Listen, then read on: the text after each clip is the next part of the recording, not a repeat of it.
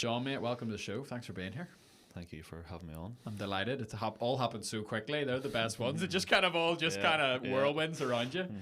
We're going to talk about loads of different stuff today. We're going to talk about what on earth a hot rod is and all that sort of stuff. But I'd love to kind of take us back to, I think it was 2012, right? And you did something to your arm and you had an important race. Let's go there. Yes, you have done your homework somewhere. Yes, it was a really stupid one. Like, it wasn't even a glamorous thing that I did. I was at a racing meeting at Ballymena, the showgrounds of Ballymena, and it was really stupid. One of the boys that I race against and me had to go across the track, which is across the football pitch that Ballymena play on, and it was like, I just sort of says, right, come on, I'll race you. So the two of us was running across the pitch, but running across a wet football pitch with racing boots on, which are as smooth as that table, isn't the same as running across a football pitch with football boots on with studs in them. So we got to the other side, and because we were up against each other, like shouldering each other, and I fell. And in front of about 1,000 or 2,000 people, and I fell and broke my collarbone just while I was running. Literally just fell, didn't even see it coming. Completely, feet went from under me down onto my shoulder, broke my collarbone. Still sticks out now. It really annoys Natalie. She's a weird ride every time she sees it. And yeah, everyone 1,000 people laughing at me, and me lying there just going within 5 seconds, just going something. I just started getting all hot. I was going, what's going on here? And I went, something's not right here. Had to go, thankfully, because it was there was an ambulance and all right there, and I had to get me around to that ambulance. I had to jump onto his car, went round, got to the ambulance, and had to go straight down to Murray Hospital. So thankfully they didn't have to operate, so it just had to heal itself, but it took obviously a few weeks for it to heal. But the way our thing works then, because we race all year, like a championship thing, there's an event every week or two. There's 3 events in the next 3 weeks, and sort of try and qualify for the World Championship for the following year. I sort of knew that if I missed those 3 events, that would be me out. So I had to race on with one arm, which was once wasn't really meant to, obviously. But the scrutineer guy and all just looked at me. I turned up the next week without telling anybody because I knew that health and safety and all, they wouldn't let me. Sure. So it sort of went, and even my ones were saying, no, you can't race and all. And I just sort of didn't say anything to anybody. And then one of my mates just phoned me that day and goes, "You're going tonight, aren't you?" And I just went, and then I just sort of turned up with nobody else really there, and then the scrutineer just looked at me going, just shook his head, just going, "I shouldn't be letting you race," and I went, "Yeah, I know." And he just looked at me and went, looked at me sort of going, "Just don't be stupid," sort of thing. But obviously I know I shouldn't have been racing, but yeah, so I did that for the next 3 weeks. I actually won a race the following week. So with one arm, but I couldn't win a race even with 2 arms, but normally. And then so that sort of meant that I still had to miss some races, and I did badly for a while and all that. And then, but I managed to qualify then, for the World over in England, and. Yeah, and then I ended up winning the world final that same year. So it was a bit of a, for to have started out and to have been told that I shouldn't have been racing and all that there sort of thing, and I ended up winning it that year because I've raced in the World Championship now for about 15 years, whatever it is, and it's the only one I've won. Wow! And it's the one that I probably shouldn't even have been in, So yeah. Mad. So you won the World Championship that year. That's phenomenal. So yeah, it's funny. Sort of, I suppose, a typical Northern Ireland thing, sort of the underdog thing, or doing something you shouldn't be doing. That's sort of the time that you put a bit more effort into it, I suppose, whatever. So I don't know, something about it stands out to me. You're mechanic by trade, and you've a garage up. Where is it? In Crumlin. Yeah. There's just something, you think about professional sports, and they've got a team of 20 people around them, and they would have been dunking you in ice baths and getting robots to do all this sort of stuff, and you're just rocking up, and you're going to work the next day, I assume. And I think that's very off this place as well, where it's someone from Northern Ireland's doing something amazing, and then they're going back to their normal job that Monday. Mary Peters comes to mind. She's winning the gold medal, and then literally back to work that Monday or something ridiculous like that. It's crazy. There's so many sports that sort of, if it's not sort of football or rugby or whatever that's on the TV or whatever, there's so many sports, it's just a hobby sport. Obviously you can't sort of support it, and don't be wrong, would love to be a professional racing driver, but it obviously takes a bit of money. So but yeah, like you say, sort of being, whenever it's a hobby, I suppose it makes it better in some ways, that you're not sort of spending all day every day just thinking about that. You just do your ordinary everyday stuff, and you race as a hobby, or you do whatever your sport is, as a going to play football on a Saturday afternoon or something, or like just down your local. Like it's it's better in one hand, like, but it's like, you know, kids are like love superheroes. It's very like a Marvel character, where it's like, you know, or well, Superman's not Marvel, is he? But it's like, you know, he's like an accountant or a desk job, and then, you know, on the evenings and the weekends he's flying around the place. don't think my wife quite see me as that. Like, you'll walk out of this and be like, sure. here, Clark Kent, Superman, here I am, mate, here I am. So I'd love to do a wee bit of kind of like ignorant question, right? Go for so it. like hot rod, talk to me. What is it? What is it? It's a hard one probably to sort of to describe, and it's a stock car is a stock car, so it's like literally just it started out as just a road car that people just jump into and go racing back in, like, it started in like the 50s to the 60s, stemmed from America, so like the top end's America, like NASCAR, and have you ever seen like Days of Thunder and Talladega Nights and all that sort of stuff? So like that's the high end of what we do, and it's big business and all that sort of stuff. Like, it's a big deal. If you're not first, you're last. Is that movie? Yeah, that's the one. That's the very one. Yeah. And so it's the top end of what we do, but it's it's motorsport here. It's sort of frowned upon here, to be honest. Like, it's not really like in motorsport terms, or in the UK, it's like circuit racing. You know, it's like Formula One and British touring cars and all that sort of stuff, and a lot of people there would sort of like look down because we're sort of seen as like bangers and destruction derbies, because they do race at the same days as us, which is grand. And the thing about our racing is it does bring in a crowd, so because it's entertaining, because there's a bit of crashing, you know, there's you've got like our track's like a quarter-mile oval, so it like we literally, like Ballymena Raceway, as I say, we used to race around the football pitch. Wow. So it's like you've got 30 cars, sometimes 35 cars racing around a quarter-mile track. Unbelievable. You know, which you know, it can be like, not being funny, but whenever I go to watch circuit racing, you know, like at even a proper circus, like I went to Singapore last year for my birthday, Natalie got it, and we went to Singapore to watch the Formula One. I'm not being funny, but it's so boring. Like, here we actually, like on the TV, don't get me wrong, it's amazing on TV. Yeah. Whenever you actually go there, the cars just flash past you once. Yeah. You're like, great, I'll wait 2 minutes here till they come back around again. Yeah.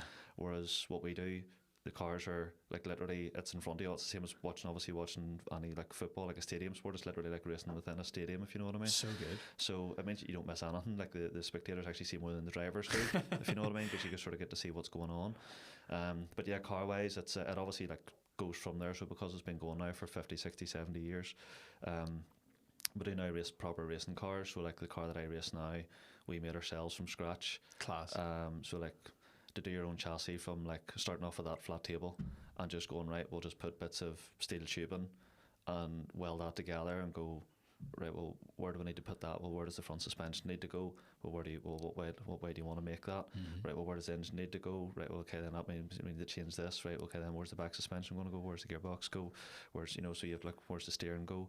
Where does, you know, like literally from scratch. That's mad. So to do that was, I sort of have to say, I did enjoy that. Like, actually, that's the first time we'd bought cars before and we do all our work ourselves, but actually start from scratch and go, right, well, hang on, every part of this matters, and if you do it wrong, it'll be really stupid or it'll not work or whatever. So, but it means that it is a full racing car now, so it's like a proper, it's called a space frame, but it's like a proper chassis, the same as a, it's like a purpose-built chassis, if you know what I mean. And then a Vauxhall 2-litre 16-valve engine with like 250 horsepower or whatever, and the car's like 700 kilos, so it's like half the weight of a road car with like double the horsepower of a road car. So it's not amazingly fast, but it is made, because we are a working man's sport, it's made to be affordable. So it's like, once you sort of go beyond the level of where our car is, it would get to be ridiculous money. So like a British touring car that people like Colin Turkington would races can be can be $250,000 or something like that, or more, maybe, I'm sure. Wow. For like basically a BMW car, like it's effectively the same as like a road car. Yeah. But it's like £250,000. Crazy. Whereas what we do, are like the most anybody would spend in our car would be like £50,000. Yeah. That's still ridiculous to spend £50,000 on a sort of a, you could sort of say, a homemade car. But yeah, so that our cars sort of range from maybe £10,000-15,000 to £50,000. So it is well, I say affordable. Yeah, comparatively speaking. Yeah, I mean, But even hearing you talk compared there, like my only like close point of reference, I used to work for Deliveroo, so it would have been, you know, all on my bikes, my cycling bikes, bicycles, I should say. Yeah. And you know, there is kind of those levels where it's like, you know, you can spend, you know, a couple £100 and get yourself a really good bike.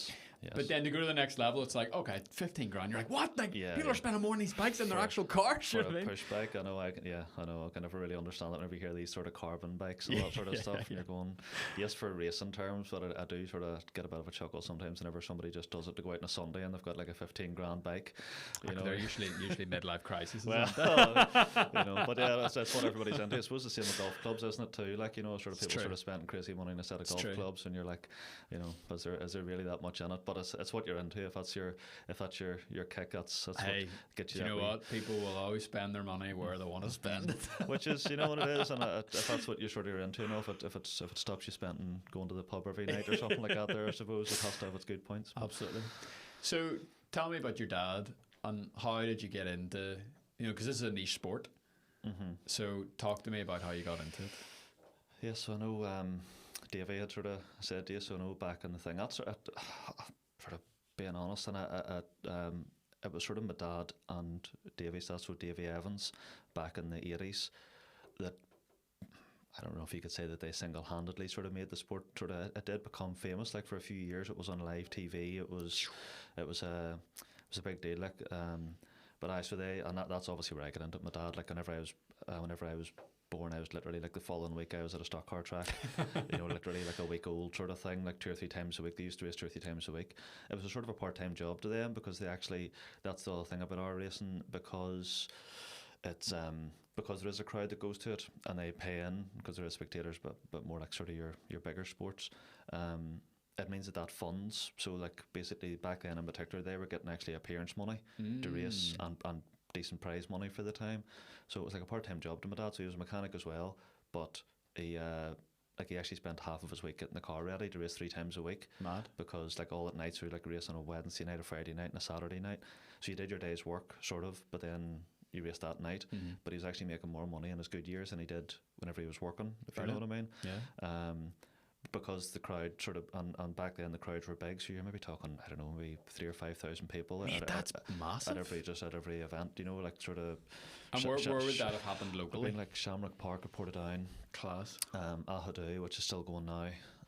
There's like a track up there at Ahadoo, up sort of like Coleraine, Ballymoney direction. Yeah. And yeah, Ballymena Showgrounds back then as well. And I think there's like used to be a track in Bangor or something too, I think. But so yeah, that was. And it became a big deal. Like I said, like my dad, he went to like the BBC Sports Personality of the Year. And whenever he won the world he won it 5 times actually. But I think that year was 1985. So in 1985, Dennis Taylor was world snooker champion. Barry McGuigan was world boxing champion. Joe Dunlop was world motorbike champion. Brian Reid was world motorbike champion, and my dad. And there was actually a bowls lady, I can't remember her name now. So like the 6 of them basically all went.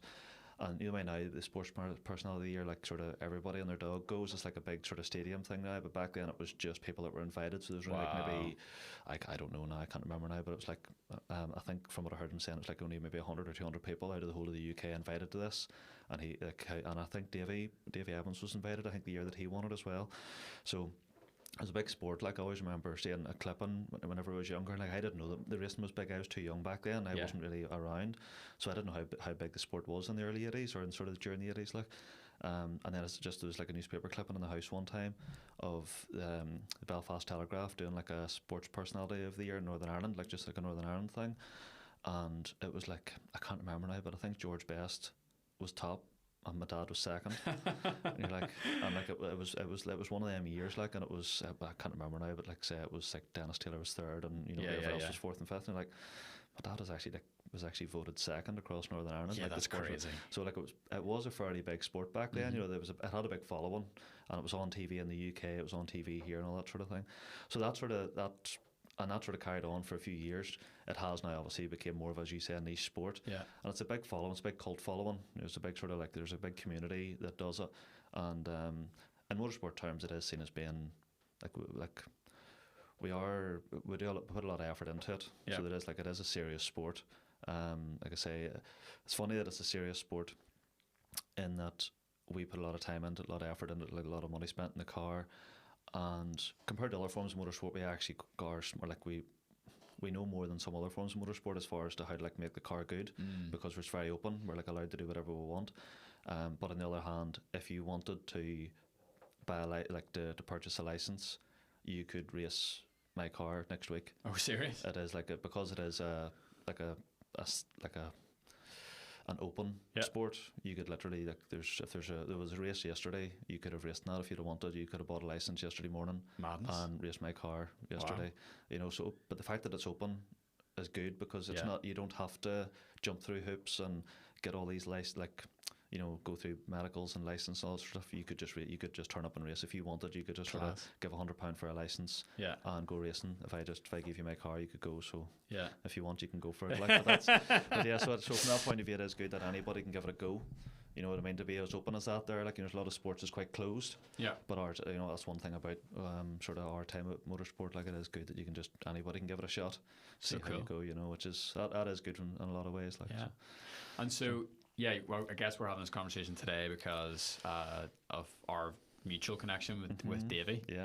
And he was like, you got to talk to this guy, John. He knew my dad really well. And he kind of baited me in. That's all he said. And then I was like, okay. And then reached out to you and he goes, oh, yeah, by the way, like, my dad was like his dad's rival or whatever term that he used.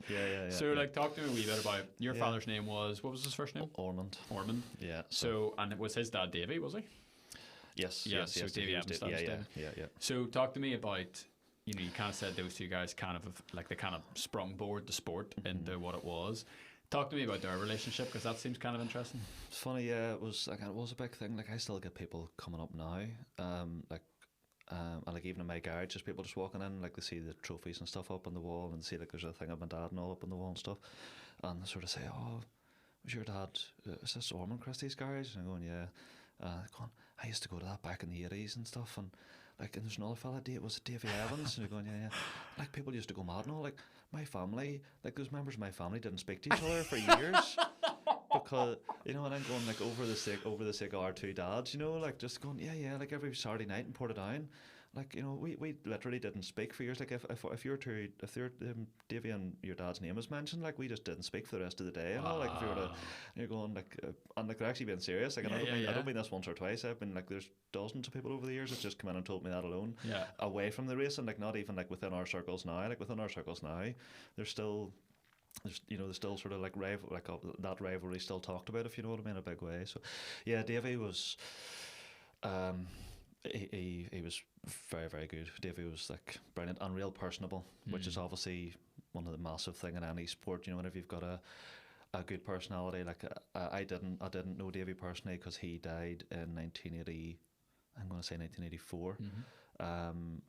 Practicing a rally car, so he had actually just moved to try out rallying. Wow! And he had my dad and him had raced from like 1980, I think, to 1984. And like I say, it was only a 4-year real rivalry, but it was a big deal, sort of thing. And they never really fell out. Maybe that's a bad way. Maybe that's not really the right way to put it. But they had a lot of respect for each other. Yeah. So Davy was, I don't actually know what Davy's occupation even was. He might have been like a lorry mechanic, but that could be completely wrong. I'm not even sure about that.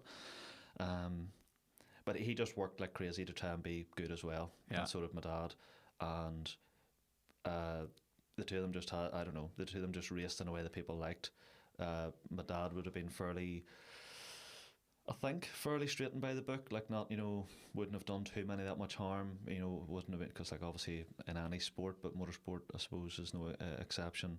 You can get guys that are dirty and they'll like put, like, we race 2 inches from a wall, like a concrete, a 3-foot wide concrete wall. So whenever you're doing 90 mile an hour that close to a wall and somebody's trying to pass you or you're trying to pass them, it's very easy to just put them into the wall, and we're not meant to. We're meant to be non-contact. We're not meant to push each other in our type of racing. Yeah. But obviously boys do. So I think people liked the way my dad raced, and my dad, I think, would have been fairly quiet. So it wasn't like as if he was like a big showman, or anything like that. But still, thousands of people seemed to like get this cult following that really like just seemed to love going to watch him every week. And then but it was because Davy wasn't a rogue by any means. Yeah. But I think Davy was a bit more like flamboyant. Maybe wouldn't be the probably quite the right word. But he was just a bit more flamboyant, a bit more like, you know, like rally drivers, like being like sideways, you know, like see the rally cars that like throw it sideways and all that sort of stuff, and like spinning the wheels and all that. Davey would have done a bit more of that. Maybe a wee bit sort of bumper happy, like would have like pushed tapped the people a wee bit and stuff like that.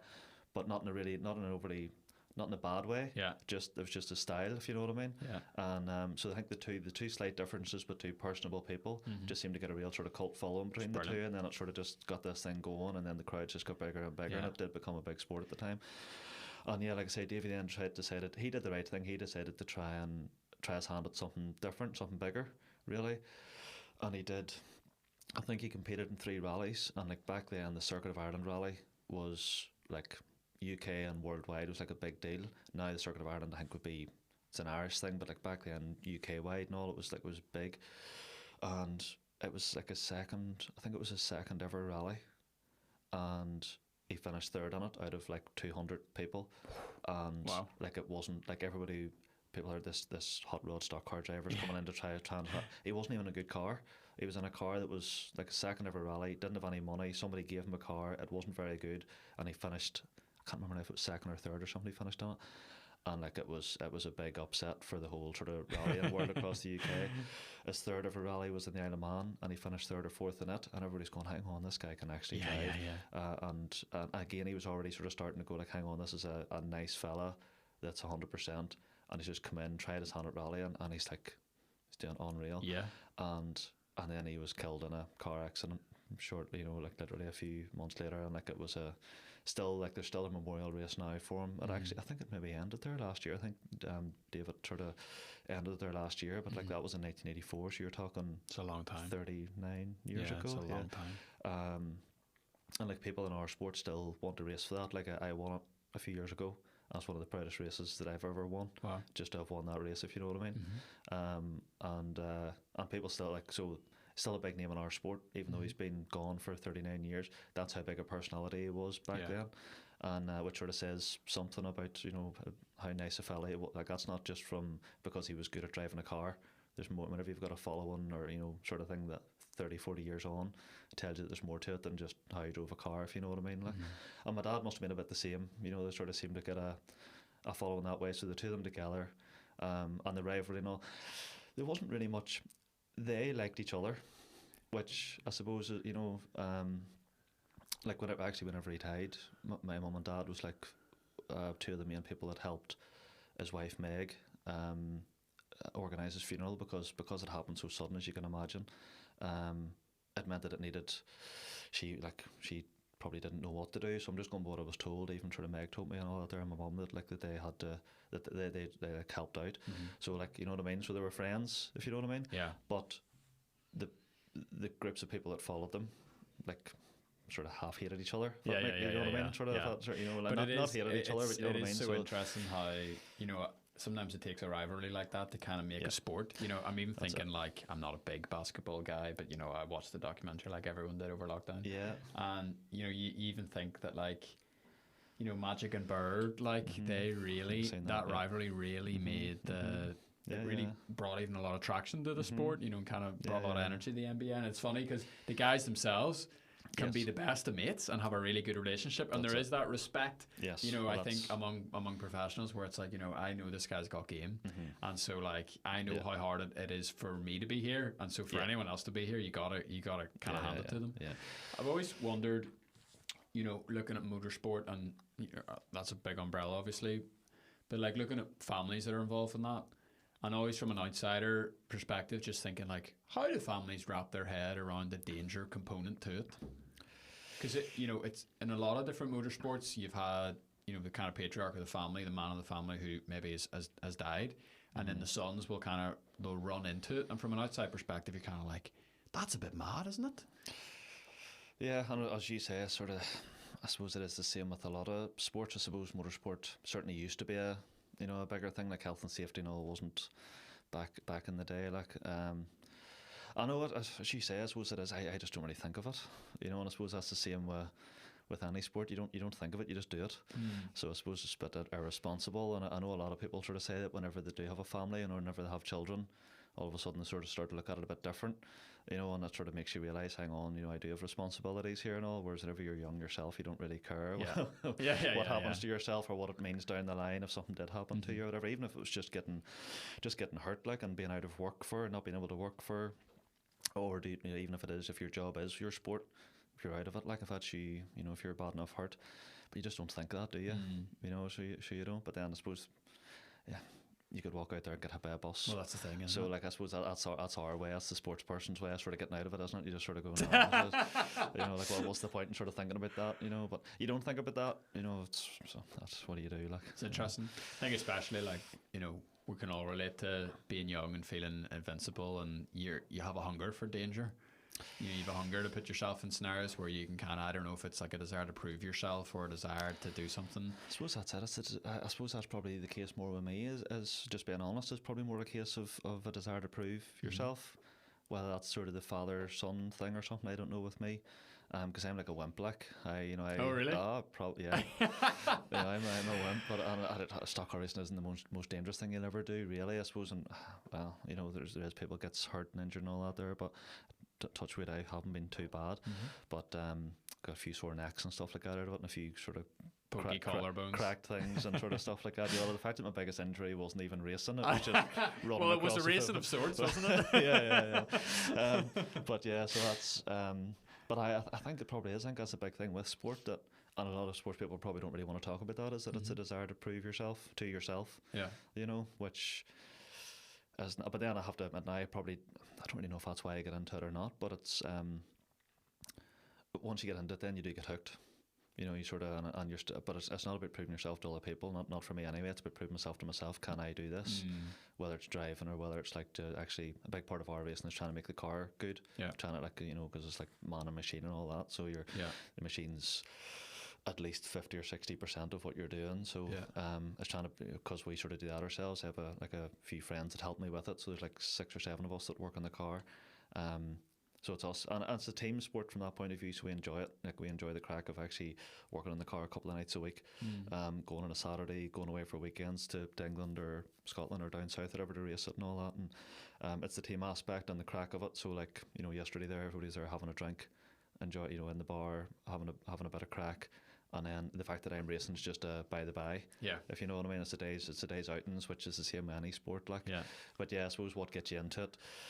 And like, they're standing there having a drink, and I'm standing at the car working at it, trying to get it to go better, and trying to sort of see why I'm so rubbish, and try, going like, what am I doing wrong here, sort of thing. So that is about, I suppose that's the sports thing, and the trying to make yourself better all the time whilst they're up enjoying themselves, like. But it's really interesting to me. You've got a very unique story. I mean, for loads of reasons. The fact that you're world champion in this sport is incredible. But I was having a conversation with someone over the weekend there, where it's like, like 100 years ago, 150 years ago, that father-son dynamic was very different, where it's like, if your dad was a mechanic, you were a mechanic. If your dad was a farmer, you were a farmer. If your dad was a blacksmith, you were a blacksmith. Yeah. And we've kind of moved. Yeah. You've kind of become rare to to have that father-son. I don't know, is bestow the right word? Is inauguration the right word? But you've kind of been brought into something. Yeah. Because you said that the mechanic shop. Your dad, that was my dad, and I sort of took it over. Like, so. That's like, talk to me about that. There's not even a question there. I'm just curious. Yeah, and it is. I think that's. I suppose that's these days. Things are, so the opportunities are. Is that the internet? Is that social media? Is that people sort of seeing that there's a bigger world out there? Back whenever I was young, 40 years old now. Like, whenever I was young, there was no internet, no Facebook, no nothing. So you just did what your dad did. I left school and that's just what I did. I actually wanted to get into graphic design, I'll be honest. Like, I sort of love a bit of that. Interesting. Wow. Love that, like, and still would sort of love to dabble, sort of would love to be good at it. But I think I was alright at it, but I just didn't take it on, because my dad was just like, no, you're working here, and I was like, right, okay, then that was it. And I've just been there ever since, and I have to, for a while I did resent it, sort of thing, just sort of like stuck in the 4 walls of a garage, but sort of thinking there's a world out there somewhere. And I think that's something that I am a bit jealous of now, because there is, you can, as you say, sons and daughters now don't just sort of do what they're told they have to. They can see, isn't it? And I take it that has to be TV and internet, isn't it? Like yeah, I don't know. It's like society is just like totally changed. Isn't it? Like, do you know, like even like I don't know. I'm not really a history guy, but you thinking about like, when the factories started to come along and people, they moved from the countryside into the cities, and all of a sudden there's like they don't just have to be a farmer or a blacksmith or whatever it is. Yeah. But at the same time, it's funny you say that you kind of resent that, because I'm going to speak on behalf of you, Roscoe, if you don't mind. Oh, please. Help me like right now. I think there's a part of us that kind of hear your story, and part of us like, oh man, it would have been class to like, be in the workshop with your dad, learn how to fix a car. Like, there's a headlight out in my car at the minute, and I'm like, flip me, will I be able to figure out how to fix that? You're going to pay a fortune to get it done. Do you know what I mean? If you could do it yourself, it'd be so much easier. There's that like the back of my head. It's like, am I just gonna completely cave and just take this to Halfords? Yeah. Pay about 70 quid. So I know. We were saying on the way up. I was driving into it. There's trade-offs in every kind of way. I do think that's something that has been lost. The upside to the way things are now is that people can just do whatever they want, and they can look at any opportunity anywhere in the world. But back in the day, you could turn your hand to anything. Yeah. So now everybody's just like, I need that wall painted. Oh, and I'll just get somebody to do that. Yeah. You're going, but why can you not just buy a roller and a tin of paint and do it yourself? Which is what you used to do back in the day. You just did everything yourself. Yeah. One of the guys that helps me, Kieran, that helps me with the car, like he just does everything himself. He just won't go to anybody to get anything done. Like he's 60 or so, 60 I think he is, but he just does everything. So like in his house, in his garage, if he needs anything built, if he anything, he just does everything. It's just a one man stop. Yeah, But like, how often do you get that these days? And that's the thing. So while you were out there, in the prison of the garage, like learning how to change spark plugs, and all, like we were inside playing video games. Yeah. So do you know what I mean? It's like I'm not saying one's necessarily better than the other, but it's like it is interesting. All those sort of things, those wee handy things, and forget about like handy things, like whatever your dad's profession is. There's these days there seems to be less like we're kind of starting to follow me. We've got number 2 on the way in a couple of weeks, right? And I'm like, how on earth can I pass on to my kids what I do? You know what I mean? Like, what have them sitting in the studio like working sound or something? But there's a lot worse thing, of course. Like it's great what you're doing there, like and in fact you've got everything. You've got all sorts of angles going on there, like which is great, but. Yes, I know. As whenever I was a kid, I did sort of resent it, and I did think it was so uncool working in a garage every day. And like the other boys was going home and messing about, playing football, going around their mates every night. I was home from like 12 or 13, but I was like going out to the garage, come on, 2 or 3 hours help here, sort of thing. I thought that was so uncool back then, and now I'm sort of like, if I had a son, that's what I wouldn't be making him. Sure. You know what I mean? Yeah. And I'm not saying I would make him in the garage, but I would be like, do something. Yeah. Don't just spend your whole time, obviously you're a happy medium, like, and I do know that my dad didn't do a happy medium. He was just like, you're working. Full tilt. That was it, like, but it wasn't as uncool as I sort of realise now. Yeah. It was a lot cooler than I sort of thought it was, than I thought it was at the time, like. Yeah. So she said, I suppose I was around in that sort of crossover period when it was just you do what you're told. Sure. To now do what you want. Yeah. Isn't it really? I suppose that's a really good way to put it. Really good way to put it. And I was sort of in that sort of crossover period where I think I just about sort of just missed that. Maybe other ones where I was sort of brought up in school and all was like, do what you want. But I was sort of one of the older school country folk that was like, you do what you're told, sort of thing. Yeah. And it's sort of funny now. I say I sort of did resent it a bit, but now I sort of look at it and go, I'm happy I am. Happy enough. Like, what's it like to lose a figure like your father, where, and I'm putting words in your mouth here, so feel free to slap me and be like, you've got the wrong end of the stick here, wee lad. But like, it seemed to be quite a constant presence where it's like, always at the racing, always at the cars, always in the shop, very, very, to the point where it annoys you sometimes, so hands on, and then all of a sudden, that just disappears in your life. Yeah, sort of. I don't really know. Somebody said to me there a wee while back, how do you work in the garage knowing that that's where your dad used to be? How do you do that? How do you not want to go somewhere else or something? And I never even thought twice about that. I never really thought of it that way. And I don't mean that in a bad way. I just genuinely never thought of it. Sure. And I know that my dad wouldn't have been like, oh no, no, I'm gone now. You can't work there. You know what I mean? Or you can't race anymore. You can't do, that there. And I never would have thought that way. Like, he'd just have been like, no, get on with it. Don't be stupid. Don't waste any time or money. Just get up, just sort of keep going. But my dad and me had a funny relationship. Like, I actually sort of, whenever he did die, you sort of realised that we're not really in any photos together. So even though, like, there's literally not really a photo of me and my dad together. Yeah. And it's whenever I realised that, you know, you sort of start seeing other father sons, especially to do with our racing, that there's loads of photographers and they're always like taking pictures all the time and all. And you sort of see loads of them sort of like, you know, just helping each other or all that sort of stuff. And I'm like, I don't think I have a single photo of the two of us together. Interesting. So, but I did really look up to him in a lot of ways. I know how he was really, really smart. I actually said at his funeral that I had to be very careful as to how I worded it, because you had quite a big funeral and you're sort of going, if I say the wrong thing here, people will take offence. Yeah. He was I can't remember now which way around to put it. He was the smartest stupid person I ever met, or the stupidest smart person I ever met, because he had a real engineering brain, but a real common sense brain. It was like common sense was his biggest attribute. He could just he had an ability to like just to look at this mic here or whatever and just go, why is that like that? Like that should be, why is that done like that? Like, that's in the way of doing this. You should be able to, you know what I mean? You just get a real common sense brain of just making everything simple and just going breaking everything down. Yeah.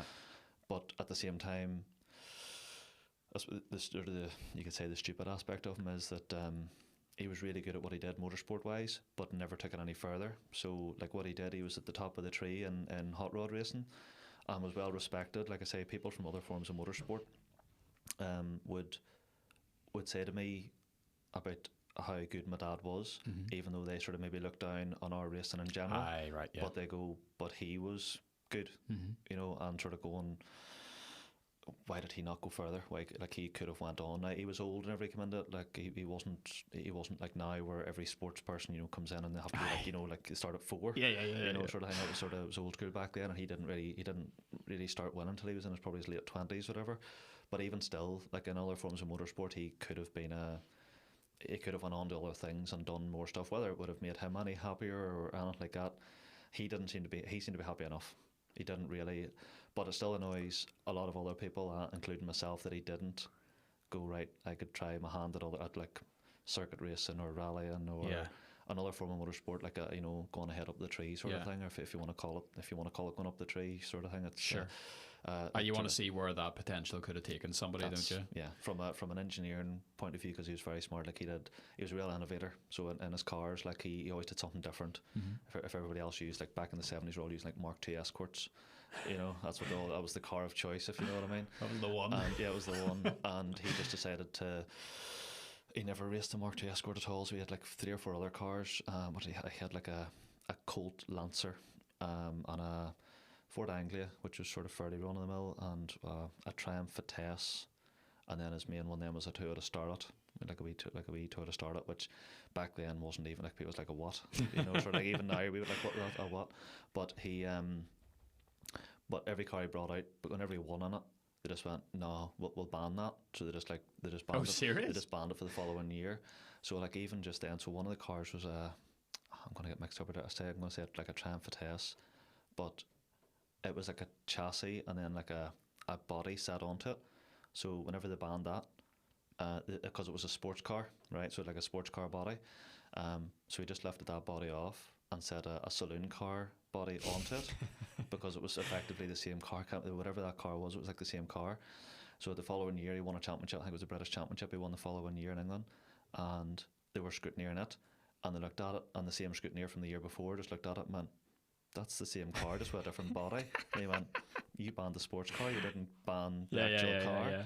And he goes, right. So then that year they banned something to outlaw that for the following year. Yeah. And then he just said, but again, to still just go away from the Mark II Escort that everybody else was still using a few 2 or 3 years later, he then just went for this wee Toyota Starlet, and then it was like way quicker than what they were all doing. But even in his suspension and all that sort of stuff, like he just always thought outside the box. He never read a book. He didn't read books. He didn't ask people. He didn't know what all the people were doing.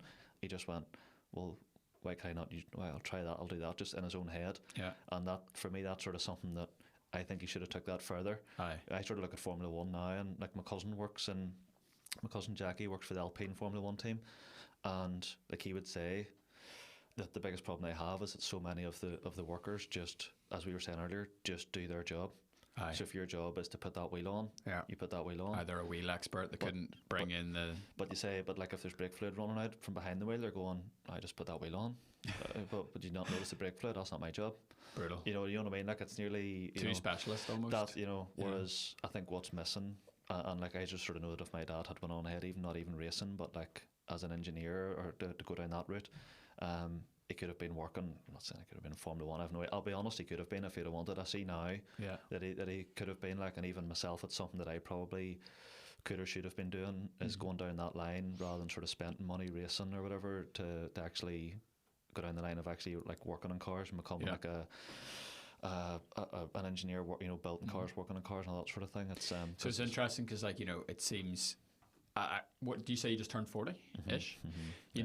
There's kind of like a crossroads moment, and it seems like your dad kind of like was in the same place too, where it's like you seem to be happy enough with where you are. Yeah. But then there is potential to do something else. So it's a big jump. Whenever you go to that, that's one thing that any sports person has to. I suppose that's why it's sort of a young person thing. Such a big decision to. I know you lived away from home, didn't you? Yeah. Such a big decision to move away from home. And I don't know what brought you back or whatever. Like what brought you back if you lived away for a while and stuff. So I tell you what made me leave. So I left because I hated it. Okay. I left because I hated Northern Ireland. Right. And Okay. I couldn't wait to get out. Right.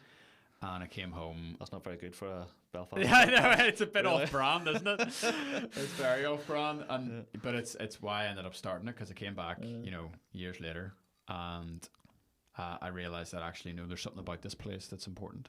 Something about this place that's different, it's special, and that to be honest, like I thought Northern Ireland was crap, and there was a lot of things inside myself, like I was kind of the issue, and I blamed different negative experiences that I went through growing up. I blamed that on the country. I never actually had nothing to do with the country. Do you know what I mean?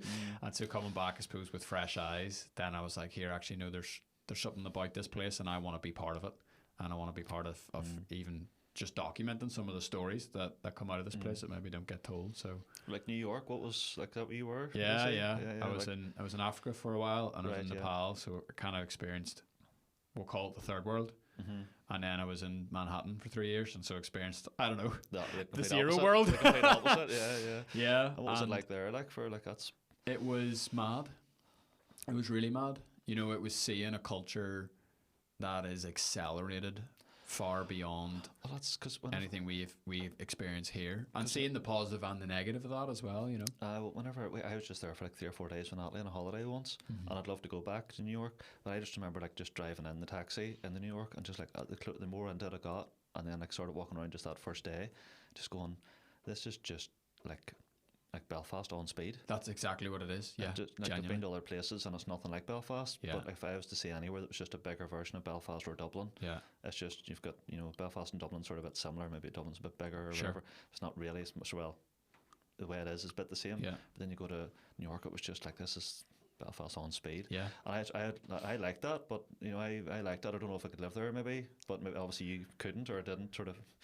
Too much sort of thing, was it? Or? Yeah, for me it was too much, and I think especially, I met my now wife out there, and we were thinking about our long term, and we realised that, for me, New York it's a bit of a young man's environment. And, don't get me wrong, there's plenty of old people that live there, but they're just built different, and then actually... Is that back to what I'm sort of saying then, about whenever you're young, you can move away and cope with that? Yeah. But whenever you're older, for me now, if I wanted to go in to be like a racing team, like a Formula One mechanic or an engineer or something like that, if I thought I could do that, you're living out of a suitcase and you're living away from home 30, 40 weeks of the year. Yep. So like your weekends is like, maybe if you're lucky, it's like maybe a Monday or a Tuesday whenever you come home here, whenever everybody else is just going to work and you're just like sitting, like I spoke to other people about it, like, and they're sort of, they're saying that's there's a guy, Stephen Colbert, who's actually was really good racing driver from here, and he does do that. He does do it. And I was talking to him on a plane on the way home. I was working at Donington one weekend in England for like actually a Northern Irish team, but they were racing over there. And I was just working for them, and I ended up in the plane beside this boy Stephen, and I knew he was very, very good racing driver, well thought of. Like he's in around the same age as me. And whenever we talked away and on, he sort of realised who I was and that he had heard of me, sort of thing, and to do with our racing. And he went, because he was one of the ones sort of like looking down in the stock car game. And then sort of went, and then I sort of found out who it was, and he goes, "But you've won stuff, and like your dad was good and all." And I was going, and he goes, you could be a mechanic full time, like you'd step straight into any job, you know, at what we do and all. I was going, he goes, "But like, do you want to, man? You know, like, do you want to, you know?" Like, he says, "Don't get me wrong, whenever you get like he says like, I'm on good money now, but I've been at it for a lifetime. I've done it from I was no age." And he says, "I had to accept that I wasn't gonna make enough money as a driver, so I just started being an engineer."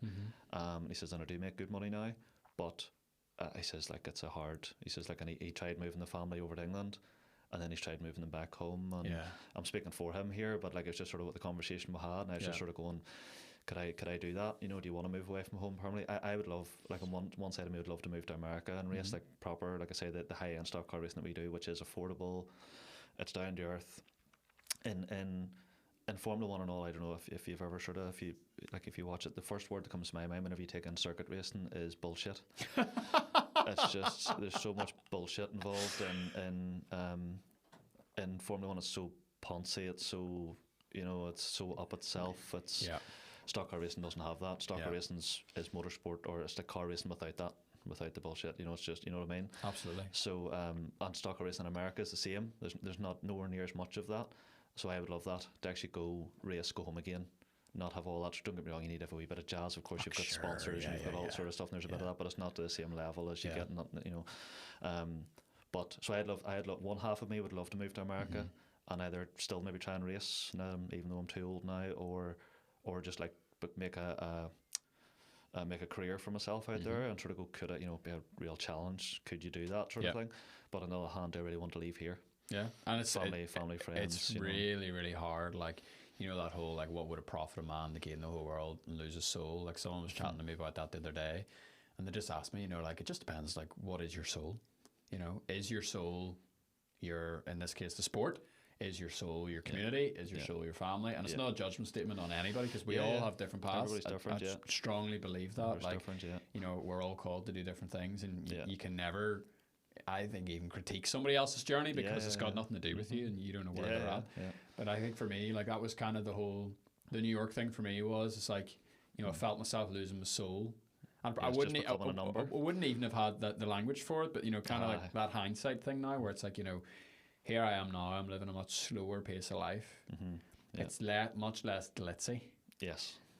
Doesn't sound as glamorous. It doesn't sound as cool, you know. And I get the bus from Dromore here, you know, every day, and I'm sitting on the bus, and that's just the way it is. But if you're happy, which is what you're saying, like, you said I seem happy, and I am happy. And that's the thing. My roots are. I'm not saying I'll never leave, but I'm saying that this is where I'm supposed to be in this season, and that's why. You know, I do have a lot of respect for your dad, where he drew a line in the sand. He says, "That's it. I'm happy enough." I think that was it with him, which is fair enough. I have to. One of the things I probably resent, not so much being made to stand in a garage from a young age, but was the fact that back then there was no, as I say, no real sort of.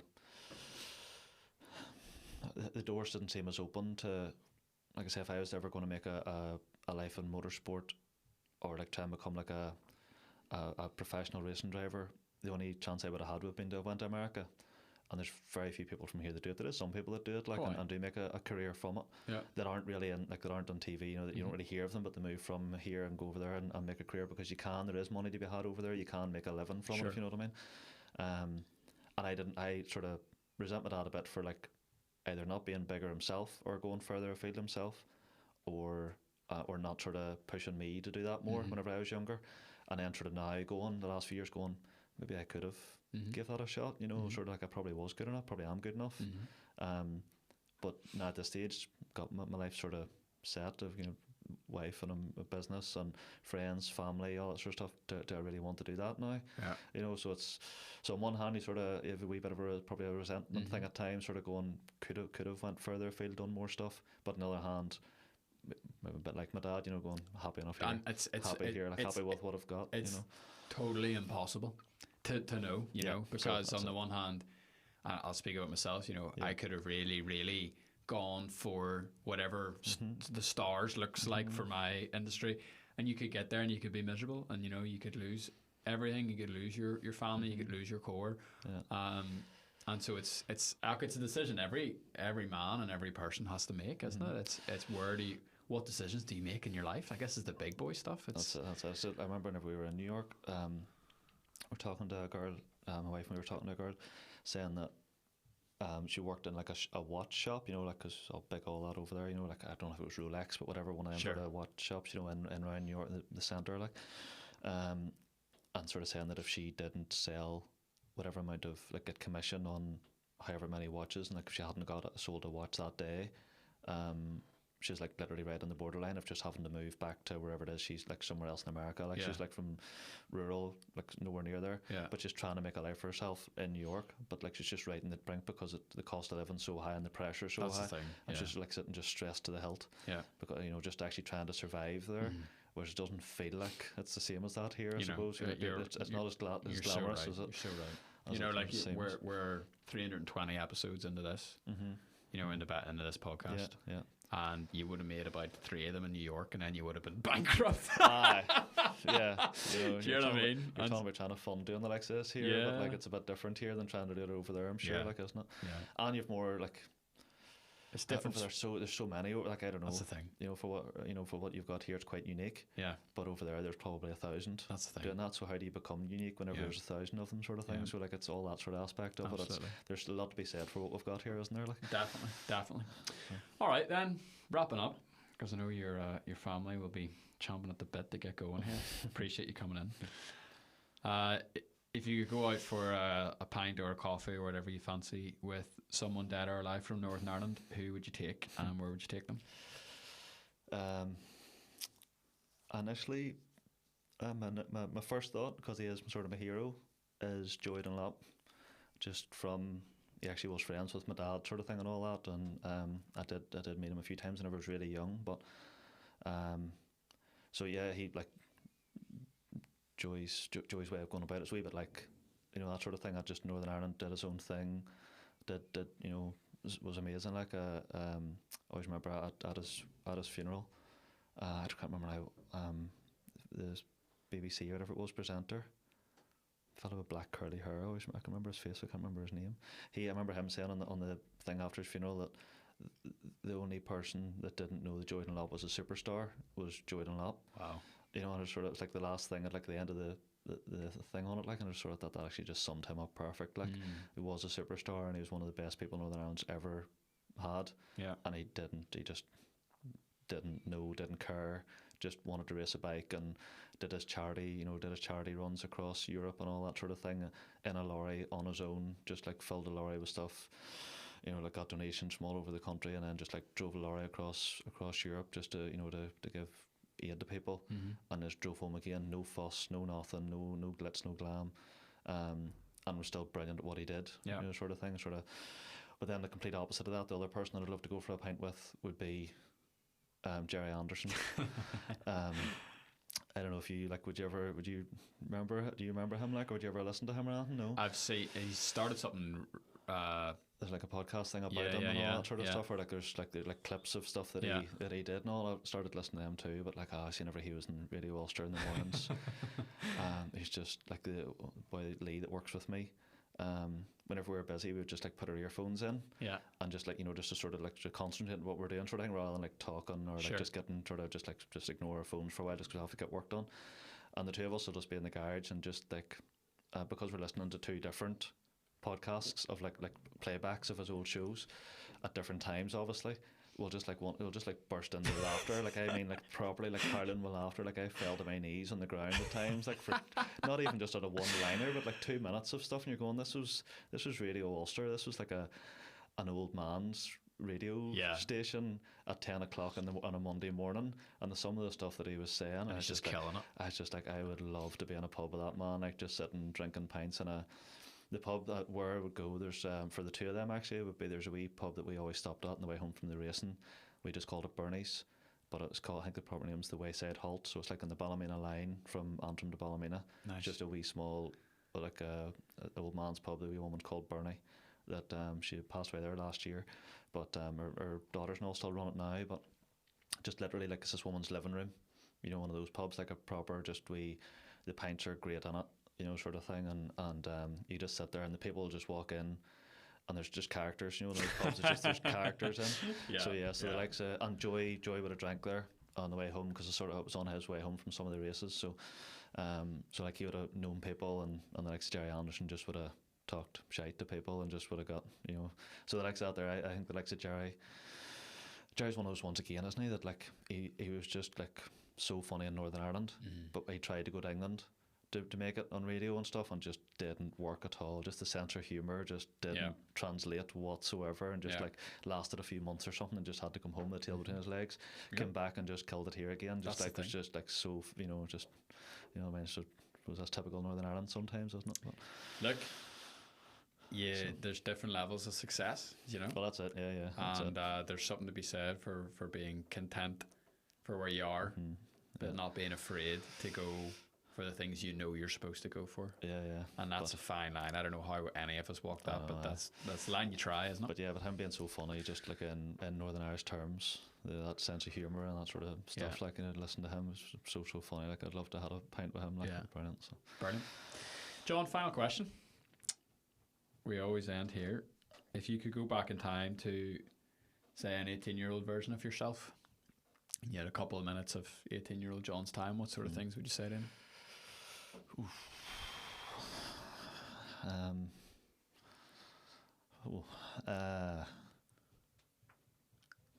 Don't know, that's a hard one. It is, isn't it? It's a toughie. That's a long time ago too. Probably to sort of to look further afield, to sort of like take more chances. I suppose just take more chances, and I sort of think that I think we shouldn't be made to go to school until we're like 25. I think we should be like, I sort of think that that we should just be taught how to eat and talk or whatever until we're like 25, and then, because like I would love to go to school whenever I was like 25. I was like, I'd love to know stuff, I'd love to be smart. Sure. But up until that point, I didn't want to go to school at all. So I sort of think it's all done a bit wrong. We should enjoy ourselves whenever you're up to like sort of 25, and then actually, but I sort of I don't know. I'd love now to sort of be probably a bit more courageous, and sort of try more things, do more stuff. So like probably just sort of go like just do stuff. Does that sort of make sense? If you Makes know what I mean? a lot of sense. A lot of sense. Maybe that's something that everybody says, but that's probably the single biggest thing I'd sort of say. Just like go further, do more. Sort of don't be afraid to, you know, because like things just gone like that, like which is, you know, sort of it is scary. Like you sort of see you're 40 now and you're going happy enough and all that, but you're going, what coulda, shoulda, woulda, and all that sort of stuff. I'd be a big person really like sliding doors, you know.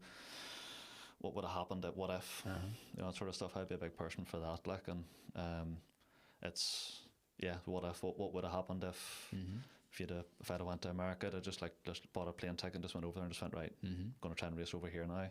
What would have happened? You probably would have crashed and burned and came home again, but you would have tried it, sort of stuff. So it's probably the biggest thing I'd probably say. It's great. Well, look, I want to thank you for your time today, John. Oh, thank you. I want to commend you on your success. You know, like in front of me here, like it's just all these accolades, and it's unbelievable. You know, to see someone like yourself who's gone on and done so many amazing things. You know, you've got the World Championship. You've got like, I don't know, I'm looking at like 10 plus other types of championships here. There's a lot. You run your own business. You've got a great family, and you know, I'm inspired by your story, and I appreciate everything that you've shared today. So thank you. No, thank you for having me, and keep doing what you're doing. It's great. So.